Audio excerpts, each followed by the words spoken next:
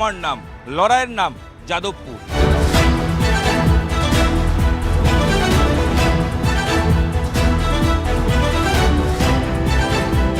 High voltage কেন্দ্র বিধানসভা লড়াইয়ে এই যাদবপুর। রাজ্য রাজনীতিতে পালা পরিবর্তনের ইতিহাসের সাক্ষী এই যাদবপুর। 26-এর ভোটে কি বলছে যাদবপুর? বিগত 5 বছরে একাধিক আন্দোলন দেখেছে যাদবপুর। এই যাদবপুরের আমজনতা ভোটে নিজেদের মতামত দেওয়ার আগে কি ভাবছেন, কাকে এগিয়ে রাখছেন, কোন ইস্যু মাথায় রেখে ইভিএমে বোতাম টিপবেন? আসুন কথা হোক নেতা নয় জনতায় যাদবপুরবাসীর সঙ্গে।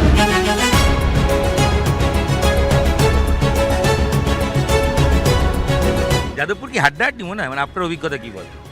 মমতা বেরোচ্ছে, বিজেপি যেটা আছে সেটা ম্যাক্সিমাম সিপিএম পাবে। তৃণমূলের তো তেমন কিছু দেখছি না, বিজেপির মোটামুটি এখন দেখছি, আর সিপিএম। ইসি যেটা করছে সে তাতে হাওয়া তৃণমূল পক্ষে যেতে বাধ্য।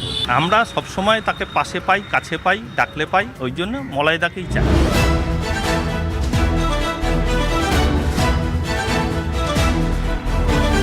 যাদবপুরের ডেভেলপমেন্ট কীরকম হয়েছে? তবে খারাপ হয়নি। কি হলো যদি জিজ্ঞেস করি, মানে বেসিক ডেভেলপমেন্ট বিগত 5 বছরে আমি বলি রাস্তাঘাট, আলো, জলের ট্যাঙ্ক হয়েছে, এগুলো বলেন কি কি হয়েছে? বিশাল ট্যাঙ্ক হয়েছে দুখানা। তার মানে পানীয় জলের বেসিক নিডস সেটা ফুলফিল হয়েছে। এটা বিগত 5 বছরেই হলো। দাদা আপনি যখন ভোট দেবেন, যাকে ইচ্ছা দেবেন, তখন দল দেখে দেন না প্রার্থী দেখে দেন? মানে আমি বলতে চাইছি যারা উন্নত করবে তাদেরকে দেখে দিই। ওভারঅল উন্নতি, উন্নতি চাই, উন্নয়ন চাই। ওই সব বড় বড় বুলিয়া ওরা লাভ নেই। আমি এটা করব, ওটা করব, হ্যান করব, ত্যান করব, এসব বলে লাভ নেই।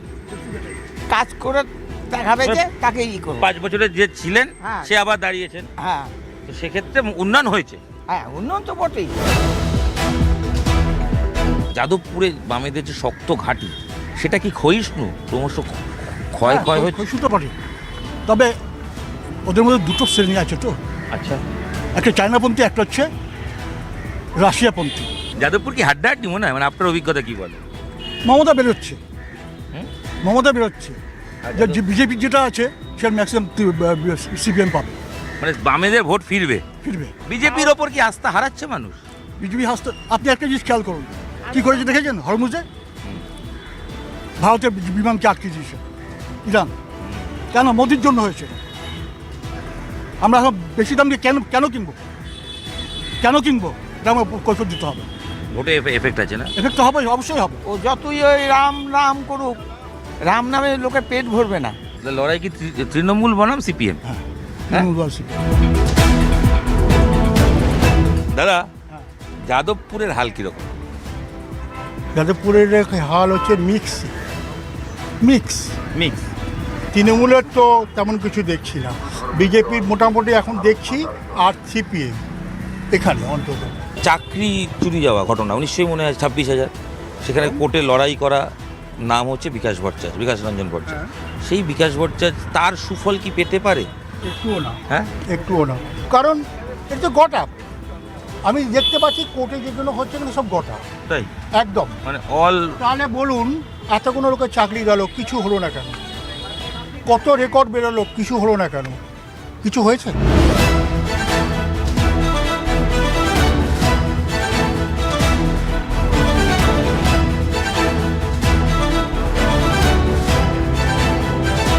এখানকার যে বিধায়ক দেবব্রত মজুমদার কিরকম কাজ করেছেন 5 বছর?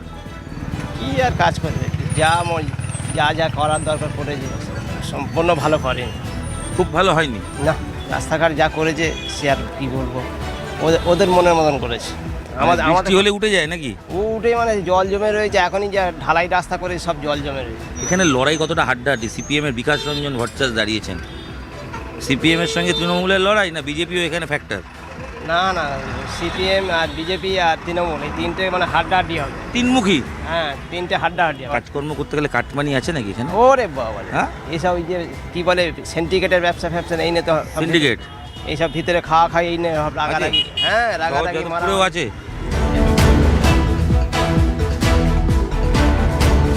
যাদবপুরের যা পরিস্থিতি, তাতে তো যাদবপুরে সেরকম কোনো নীল সাদা ছাড়া কোনো উন্নয়নই হয়নি।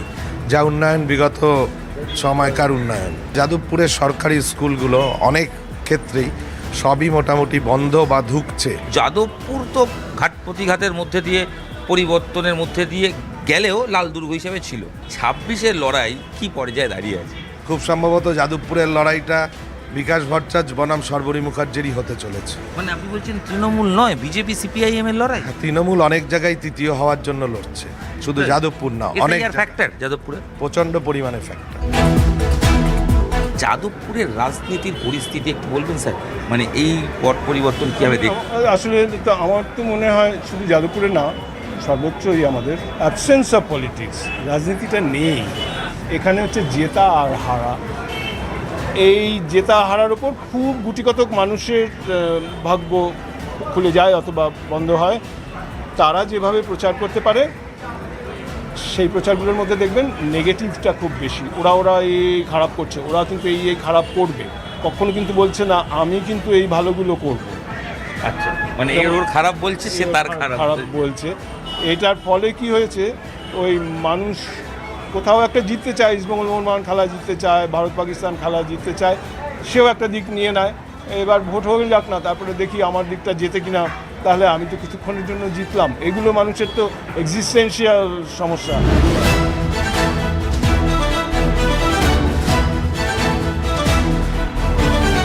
হাওয়া যদি জিজ্ঞেস করি, হাওয়া কি বইছে? এই যে ইসি যেটা করছে সে তাতে হাওয়া তৃণমূল পক্ষে যেতে বাধ্য। কমিশনের ভূমিকায়, কমিশনের ভূমিকা, এবং commission is travelling through a moving window, মানে কোনোটাই স্থির নয়। আর এছাড়া ভোটে তো একটা 15 বছরের সরকার, তার তো উন্নয়নও রয়েছে, আবার কিছু না করাও রয়েছে। ওকে, তার প্রভাবটা কীরকম যাদবপুরে রয়েছে? উন্নয়ন বলতে রিয়েল উন্নয়ন যেটা চোখে খুব বেশি দেখা যায় না, এই আজকে এখানে দাঁড়িয়ে জল, মেজর পোর্শনে জল এসছে, মেজর পোর্শনে। যাদবপুরে মুখ্যমন্ত্রী মমতা বন্দ্যোপাধ্যায় তিনি কতটা ফ্যাক্টর হয়ে যান? আমার ধারণা মুখ্যমন্ত্রীর কাজে খুব সন্তুষ্ট না হলেও অসন্তুষ্ট নয়, অন্তত যেটা প্রচার করা হচ্ছে।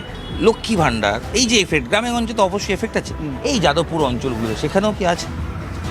কম, একেবারে নেই বলা যায় না। যাদবপুরে প্রচুর লোক আছে 300 টাকা রোজগার করতে, খুব কষ্ট হয় তাদের। তাদের ক্ষেত্রে লক্ষ্মী ভাণ্ডার, যুবসাথী, এটাও ইম্প্যাক্ট, বিশাল, বিশেষ করে কন্যাশ্রী। মানুষ আপনি যদি দেখেন মমতা ব্যানার্জি আসার পর অনেক সেফ আছে, অনেক সিকিউরড আছে। অ্যাটলিস্ট আমি বলতে পারি আমি অনেক ভালো আছি। যাদবপুরে নিরাপত্তার ক্ষেত্রেও কোনো অসুবিধা নেই, রাত বেড়ে যাওয়া। কলকাতায় কোনো নিরাপত্তার কোনো অসুবিধা নেই। Calcutta is the safest place among the all and the whole country.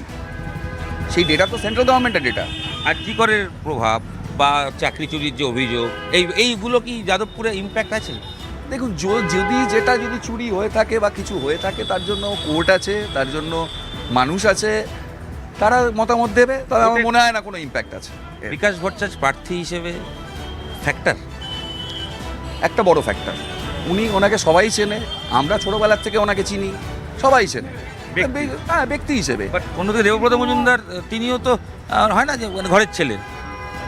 ঘরের ছেলে কথা বড় কথা, কার ক্যান্ডিডেট দেখুন, মমতা ব্যানার্জির ক্যান্ডিডেট। লোকে কিন্তু এখনো মমতা ব্যানার্জিকে দেখেই ভোট দেয়, ওটাই আসল। 21 থেকে 26, 5 বছর কিরকম কাজ করলো তৃণমূলের বিধায়ক?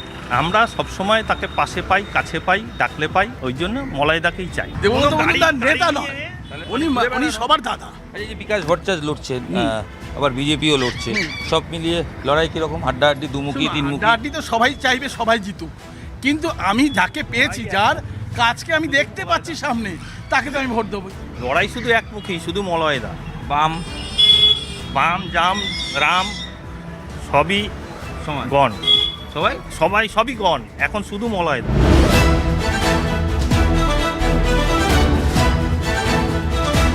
ইভিএমে কার পক্ষে রায় যাবে আমজনতার মতামত দেখে কিছুটা হলেও বার্তা স্পষ্ট। তবে লড়াই যে হাড্ডাহাড্ডি সেটাও বোঝা যাচ্ছে।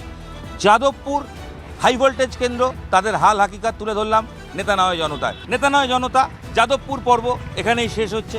দেখা হচ্ছে পরবর্তী পর্বে, পরবর্তী বিধানসভায় আপনার সঙ্গে।